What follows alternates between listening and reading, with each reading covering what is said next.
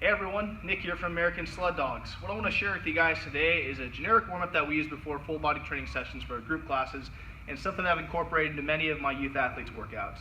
So let's go ahead and get started here. As you can see here at American Sled Dogs, we pretty much have 30 yards of turf area. So if we're going in a group class, if I have more than 2 to 3 people, I usually just put everyone in rows. I'll have them go in different groups, okay, and then we'll hit a turnaround point around 10 to 15 yards here. Okay, so we got 6 different exercises that we're going to go over. First one here is going to be knee pull to the chest. So for the knee pull to the chest, we're working on just kind of stretching out the hamstring and everything here in the upper leg. All right, so what I want to do is I'm going to go ahead and pull my knee to the chest, staying nice and tall, big Superman chest here, and then alternate to the other leg. So kind of hold it for a second, hold it at the sticking point, and then switch to the other side. So we're going to go down about 10 to 15 yards. The goal is to kind of get 10 reps per side. All right, so once you go down your 10 to 15 yards there, the next one here is going to be a walking quad stretch. So for the walking quad stretch, obviously we're stretching the quads on this one here. All right, so what we want to see when we do this one here is that the hips stay in and the chest is tall. All right, that's a cue that we're going to use on a lot of these here, Superman chest.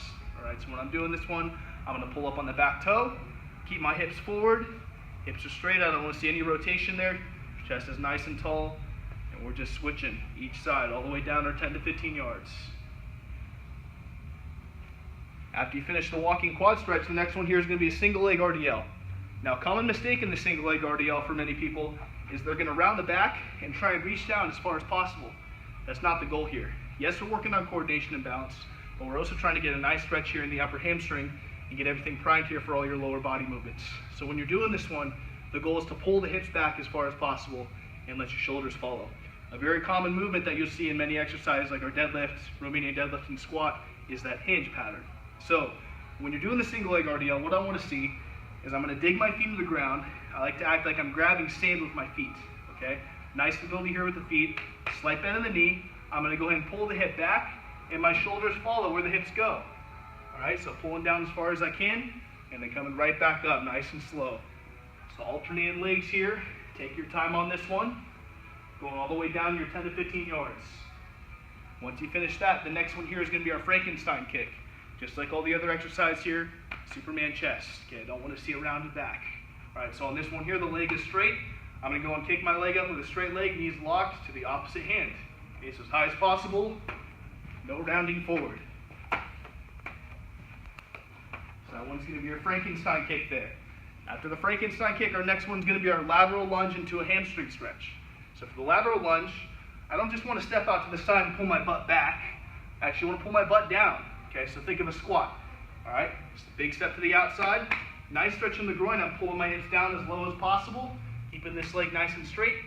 And I'm going to return back to the middle and reach down the middle there. Hold it for 1 to 2 seconds. Switch to the other side. All right, pull the hips down, stretch the groin, back down the middle. Lastly, we're going to go lunge and twist. So for the lunge and twist here, yes, we are warming up the upper leg. Okay, warm up the legs here. But we want to also focus on stretching the hip flexors and psoas. So as we do this one here, I'm going to take a big step forward, and I want to rotate my trunk towards that front knee. All right? Now you notice when I'm doing this one here, if you watch my hip stays in, and I'm also up on the back toe. You don't get much of a stretch from the psoas and hip flexor if you're going to go flat-footed. All right, so dig into that toe, rotate your torso towards the front, alternate side to side for your 10 to 15 yards.